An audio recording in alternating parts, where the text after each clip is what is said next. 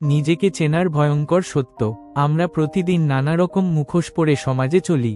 কখনো আমরা ছেলের মা, কখনো ছাত্র, কখনো চাকুরিজীবী, কখনো প্রেমিক বা প্রেমিকা। এই সব পরিচয়ের পেছনে যে আমি লুকিয়ে আছে, তাকে আমরা কতটুকু চিনি? হয়তো একদিন আয়নার সামনে দাঁড়িয়ে হঠাৎ প্রশ্ন আসে, আমি কে? এই আমি কে প্রশ্নটি শুনতে খুব সাধারণ হলেও এর উত্তর খুঁজতে গেলে যেটা প্রকাশ পায় তা অনেক সময় এতটাই অস্বস্তিকর, এতটাই অন্ধকারময় যে মানুষ ভয় পায় সামনে এগোতে। আর এই ভয় থেকেই আমরা অনেকেই নিজের আসল সত্তাকে চিনে উঠতে পারি না। এই লেখায় আমরা দেখব নিজেকে চেনা কেন এত ভয়ঙ্কর হতে পারে এবং কেন এই সত্য জানা সত্ত্বেও আমাদের সেই পথে হাঁটতে হবে। মুখোশ খুলে ফেলার আতঙ্ক। আমরা সবাই জীবনের কোনো না কোনো পর্যায়ে একটা না একটা মুখোশ পরে থাকি। সমাজ আমাদের শেখায় কিভাবে ভদ্র হতে হয়, কিভাবে সফল হতে হয়, কিভাবে ভালো মানুষ হতে হয়। কিন্তু এই সব রোল প্লে করতে গিয়ে আমরা নিজের আসল রূপ ভুলে যাই। যখন কেউ নিজের ভেতরের সত্তাকে দেখতে শুরু করে, তখনই সে বুঝতে পারে সে হয়তো ভদ্র নয়, ক্ষমাশীল নয়, আত্মপ্রেমী নয়, বরং হিংস্র, ঈর্ষাপ্রায়ণ, অহংকারী এবং আত্মকেন্দ্রিক। এই সত্য মেনে নেওয়া সহজ নয়। অন্ধকার দিকের মুখোমুখি হওয়া। প্রতিটি মানুষের মধ্যেই এক ধরনের অন্ধকার থাকে, যাকে কার্ল ইয়ুং বলেছিলেন শ্যাডো সেলফ। এই ছায়া সত্তা হচ্ছে আমাদের সেই দিক যেটাকে আমরা স্বীকার করি না, লুকিয়ে রাখি। কিন্তু নিজেকে সত্যিকারের চেনা মানে সেই অন্ধকারের দিকটাকেও মেনে নেওয়া। যখন কেউ নিজের ভেতরের হিংসা, লোভ, প্রতিশোধস্পৃহা, অবদমিত ইচ্ছাগুলোকে দেখতে পায়, তখনই সে আতঙ্কিত হয়ে পড়ে।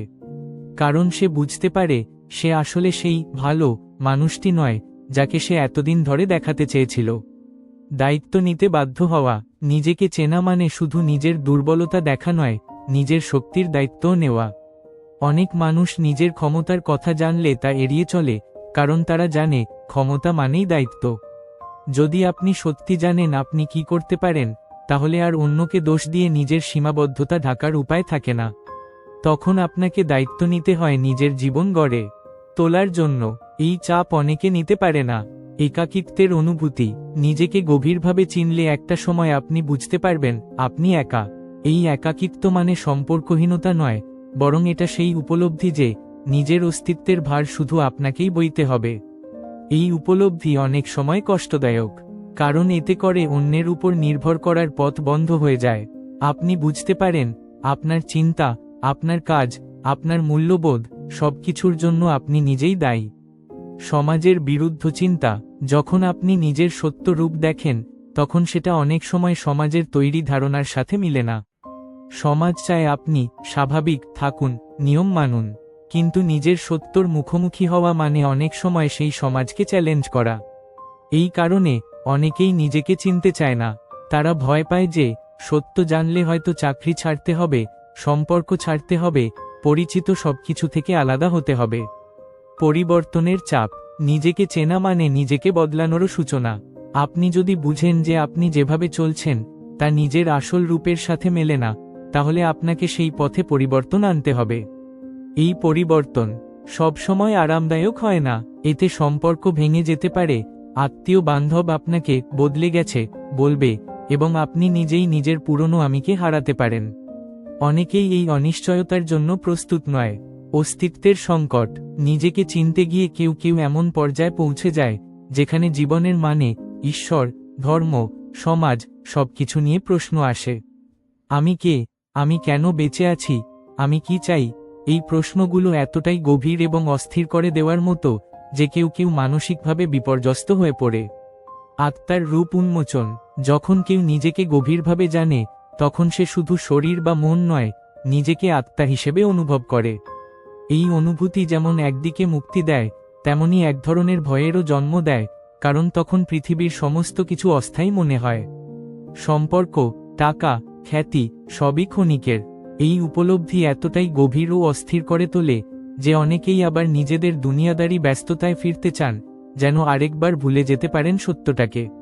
অনন্ত প্রশ্নের শুরু। নিজেকে চেনার পর আপনি থেমে যান না, বরং একের পর এক প্রশ্নের দরজা খুলে যায়। আপনি ভাবতে থাকেন, আত্মা কি? পুনর্জন্ম কি? আমি কেন এই জীবনে এসেছি? আমার উদ্দেশ্য কি? এই প্রশ্নগুলো যদি উত্তরহীন থাকে তাহলে মানুষ আরও হতাশাগ্রস্ত হতে পারে। আবার কেউ কেউ এগুলোর উত্তর খুঁজতে খুঁজতে গভীর সাধনার পথে পা রাখে। মুক্তির সম্ভাবনা, কিন্তু পথ কণ্টকাকীর্ণ। সবশেষে নিজেকে জানা যতই ভয়ঙ্কর হোক না কেন, এই পথই একমাত্র পথ যা মানুষকে সত্যিকারের মুক্তির দিকে নিয়ে যায়। কিন্তু এই মুক্তি পাওয়ার আগ পর্যন্ত এই পথে আছে কষ্ট, ভয়, অস্বস্তি এবং একাকিত্ব। যে ব্যক্তি এই পথ বেছে নেয় সে হয় একজন সত্যসন্ধানী, নয়তো পাগল বলে সমাজ তাকে চিহ্নিত করে। কিন্তু ইতিহাস বলে এই পাগল রাই একদিন হয়ে ওঠে জ্ঞানী, দার্শনিক, সাধক এবং পথপ্রদর্শক। উপসংহার: নিজেকে চেনা মানে কেবল নিজের নাম, পেশা বা রুচির সঙ্গে পরিচিত হওয়া নয়। নিজেকে জানা মানে নিজের অন্ধকারের, নিজের আত্মার, নিজের সত্য রূপের মুখোমুখি হওয়া। এটি এক অনিশ্চিত, কণ্টকাকীর্ণ কিন্তু মুক্তির সম্ভাবনায় ভরপুর পথ। এই পথকে অনেকেই বলে আত্ম অনুসন্ধান, সেলফ রিয়েলাইজেশন। এবং এই পথেই মানুষ একদিন বুঝতে শেখে, আমি কে, আমি কোথা থেকে এসেছি এবং আমি কোথায় যাচ্ছি।